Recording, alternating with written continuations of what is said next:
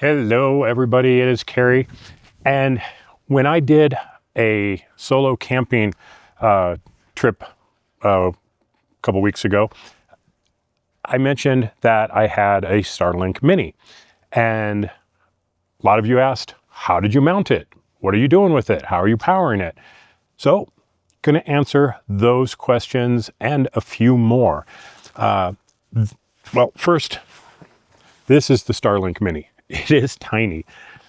So mounting it is really not that big of a deal in most cases, trying to find some way of attaching this somewhere. A lot of people just throw it up on the dash. It's going to fall off. So I don't like that. Some people like to use a roof mount or a hood mount or something. With the older Jeeps, the JKs, the hoods were steel, so you could get a magnetic mount for it. With the JLs, well, they're aluminum, so you would need a suction cut mount if you wanted to do it that way. You could also put it on top if you wanted to on the hard top. Well, I have a soft top, so that's not going to work, and I don't want it on the front. It just, I have to then run a wire through an open window or something, and I don't want it sitting outside. I want something that I could leave it in here and nobody would know that it's in here. So I looked at a bunch of different mounting options, and my final solution, stupid simple. So I'm gonna show you that in a minute, and then we're gonna talk about how to power it, because there's a number of different ways that you can power it. So let's talk about powering it, and then I'll show you how I set this up, which is absolutely ridiculously easy. So first off, what you get is a really big wire and a 120 power brick. So this is the same end on both sides. It's these little barrel connectors. Plug one into the power supply, plug the other end into the dish. And I think this is like 50 feet, so pretty long. So then how do you power it? Well, in the Rubicons and some of the Gladiators, they have a 120 volt outlet.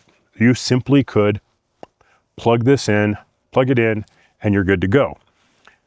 Problem with that is that power port is only active while the engine is running. So when you get to camp, you got no power. You're going to turn off. So not a good solution. Okay. Another option is something like a cigarette lighter plug. Pretty simple, pretty easy when you're driving around. Again, the front port on here is only active when the engine's running. Turn it off, your satellite goes off. The one in the rear can be set to either always on or when the engine's on. By default, they're typically always on, I believe. So that's an option, but the cable isn't very long, and you really don't want a long cable for that. When you're running 12 volts into this, you start getting a longer wire, you're going to get voltage drop and the dish isn't going to work. So you want higher power when you're running it. I hear you. So what are some other solutions? Okay. Well, with the 120 port, you could just plug it into a power station. That's a great option. We have power stations that we usually carry with us, and we don't have to worry about them losing too much power, because as long as the engine's running, they're being charged by the Blue Eddy Charger 1. So that is actually a pretty good solution. But wait, there's more. So you can actually get a pretty long USB-C cable. But you want to make sure you're plugging this into a 65 or 100 watt port. If it's not going to supply enough power over a long cable. Now this is handy when you get out and you want to set it up and point it and aim it somewhere. But inside the Jeep, that's a little much. It's a little long for something like that. But wait, there's more. You can get a shorter USB cable. This is pretty much ideal. And there's a couple different ways of using this. Either, again, going into a power station with one of the 65 or 100 watt ports, or buying a 12 volt to USB-C higher power, basically dongle. And I'll show you that. And that's going to be my final solution, because I'm going to be able to mount that up inside, run it directly to 12 volt power, actually to one of my aux switches on the Jeep. So I can turn it on and off. I can leave it on if I'm at camp. I can turn it off when I'm not using it. That's going to be my final solution, but it's all going to be based on this, which is a USB-C. So generally, in the back, we simply have a Blue Eddy power station, and that's going to be our normal source of power until I get that final solution set up. Now, how do I have it mounted? That's the fun one. Okay, so the question is, how do I mount this in here? And you may not like my answer, because the short answer is there's no mount. No mount whatsoever. You see that I've got the best top Trek top on here, and so a signal going through the soft top is not an issue whatsoever. It'll go right through that without any problem. So how do you mount it? Originally, I was thought maybe over the back seat somewhere, something like that, but I just couldn't find a good way of doing it. And then I looked up. That's it. This right here is an alien shade sunshade. It is always in the Jeep, so that when if we ever, once in a great blue moon, put the top back, we have a sunshade up here so don't get cooked in either the Utah, Arizona, or Colorado sun, and it's just always here. So all I do is I run the power cord to this, and I slip it in there. That's my high-tech mount. Because this is black and a pretty fine mesh, you can look in the windows and you would never know that there was a Starlink dish in here.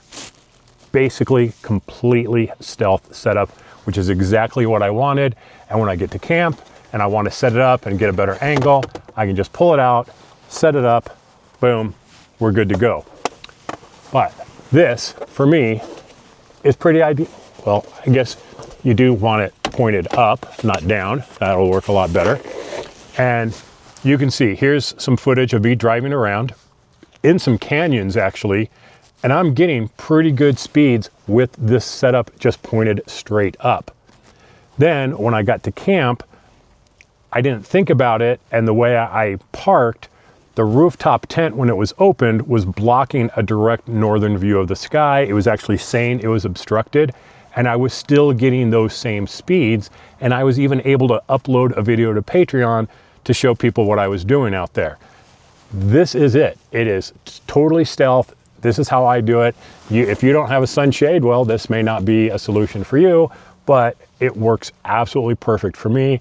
It's easy, it's simple, it's free, it is totally stealth, and it's very easy to get out and move around if I want to.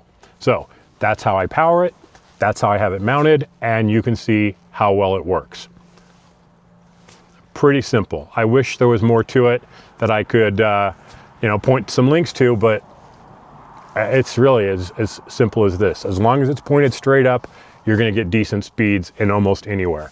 So that's how I do it. I will put links in the description for some of the different cables and the adapter that I'm gonna use for the USB to wire it all in, and I'll show you that stuff. But you asked how I do it, this is how I do it. Plain and simple, the way I like it. So thanks for watching, everybody. That's my Starlink setup. Stay safe out there and connected. We'll see you on the trails.